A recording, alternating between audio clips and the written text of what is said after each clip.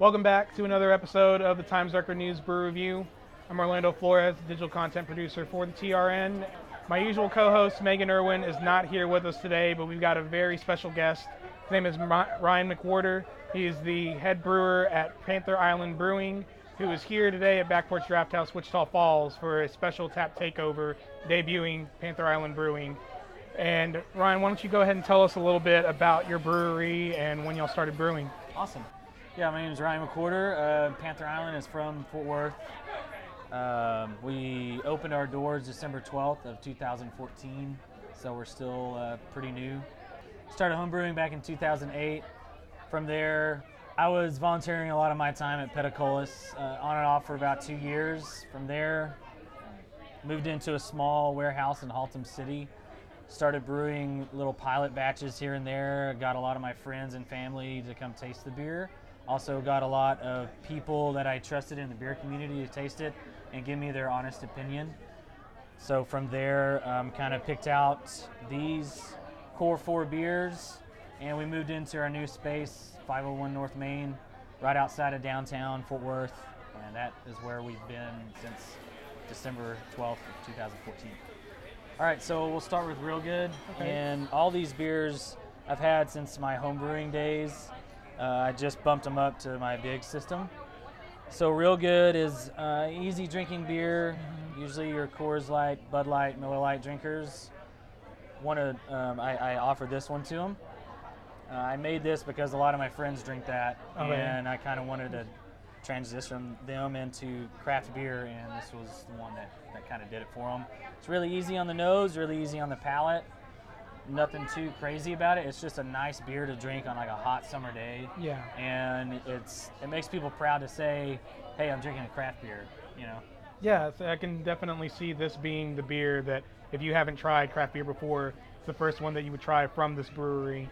It's very light, very clean, a little more, kind of like you mentioned, with it being kind of similar to a Coors Light, like almost is that a lager of sorts? Correct.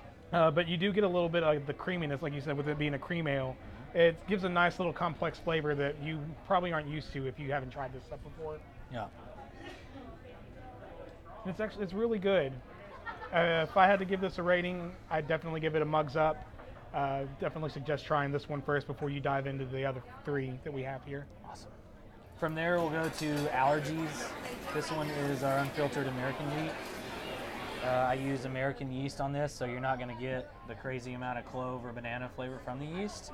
You're going to get more of the flavors that I use, the spices that I use, which is the honey from Rogers, Texas, and the chamomile flowers and the rose hips is what you're going to get in this, and the nice Mount Hood hops that I use in this as well. So it's nice and floral in the nose. You're going to get some chamomile on there. The mouthfeel is nice, kind of, not too thin-bodied, but not medium either. It's a really easy drinking, nice wheat. You know, I feel like you can really taste the wheat and stuff in this. I like how everything really balances out in the end. So yeah, it's very balanced out, and like you said, with there not being the cloves present or those type of flavors, you really do get a little bit more of the hops and the spice. So it's kind of nice to have that from a wheat beer.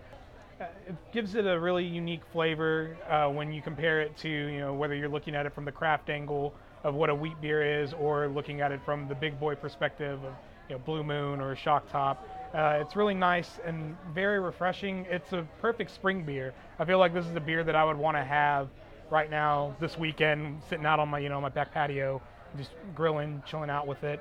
It's really nice. I like it. I would give this one also a mugs up. And would also add that with Allergies, is kind of on that same level of Real Good, being a good introduction to craft beer for the non-initiated. Mugs up, all right. Very good.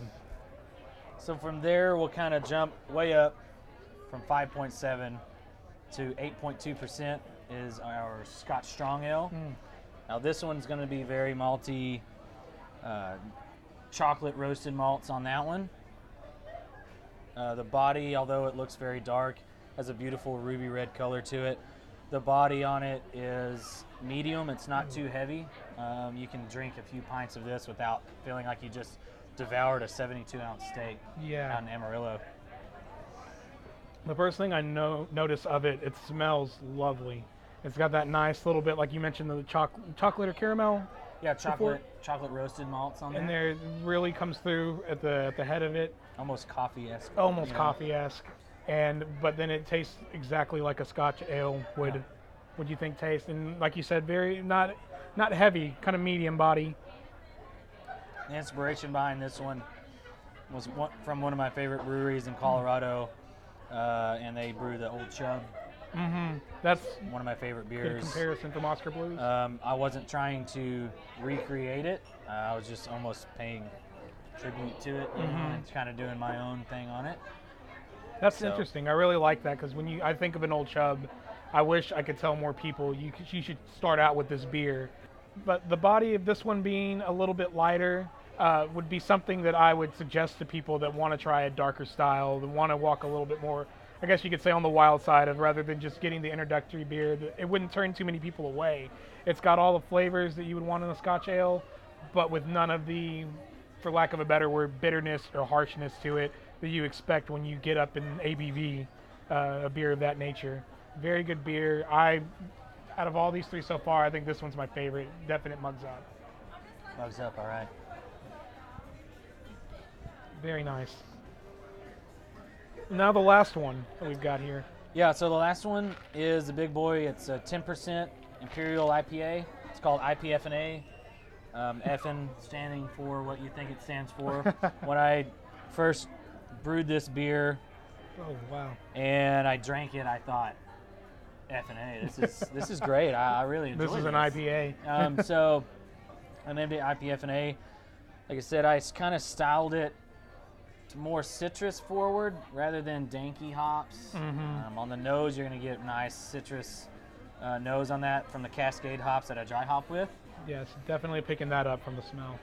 When you smell this one on the nose, it's definitely tickling your fancy to see what else is in the glass. Definitely agree with that. As you're drinking it, you can also taste the coriander that I brew it with. I use crushed coriander, so to get all the flavor out of it in the boil. And you're also tasting a little bit of the caramel malts in there. You know, the body on this one's real crisp and clean, but you can still get some caramel notes in there from the caramel 120 that I used in there. Okay. So picking up a little bit on that, definitely getting the coriander out of it. It's a really, with IPAs, when you think of something being a little bit heavier, like an Imperial IPA, or not heavier, but higher in ABV, like an Imperial IPA, and having a higher IBU, you think of it being really bitter, but this one's actually really smooth. Yep. It's it can be intimidating seeing all those numbers and seeing an aim like IPf'nA, but this isn't too, I don't think that people that haven't tried an IPA are going to enjoy this, but I think people that have are going to be really surprised, really pleased. Hopheads might not like it because the hops don't come out very strong. Right. But that's the point of the beer. It's to make it enjoyable, not undrinkable. Correct. And I think you did a really great job. My recommendation for this beer would be sip slowly, with a side note of that it's really well made. It's very tasty. You get all of the, the sense that you would get from an IPA. You get the taste of it, but it's just not over hopped. So I think you would enjoy it whether you're just starting out with IPAs, or even if you're experienced with them, and even if you are a hophead and want it to really be a little bitter. I think you'll still enjoy this beer. So very well done. Cheers to that. Yeah. So I've got to say, after having all four of your beers, I really like what you're doing. Very well made. Thank you. Very tasty.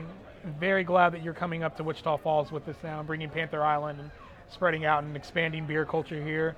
If I had to pick a favorite one from today, I really, really think I'm going to have to go with Cannonball.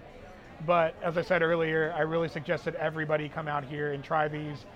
Well, Ryan, thank you very much for meeting with us today. Thank you, sir. For everybody that's interested to know, Panther Island Brewing is going to be available in Wichita Falls from this point forward.